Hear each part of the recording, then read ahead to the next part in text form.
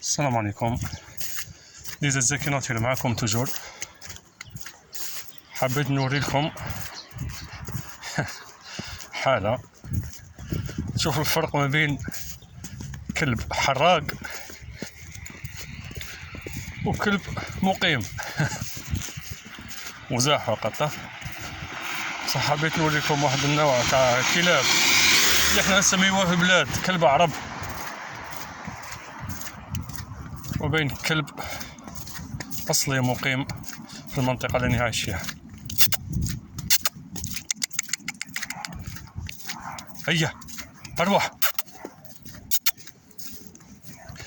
مزوج صحاب ما يفترقوا سبحان الله. هيا هيا أروح.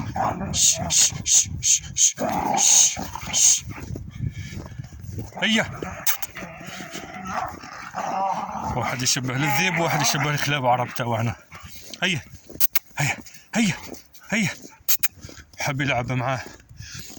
هيا هيا هيا هيا.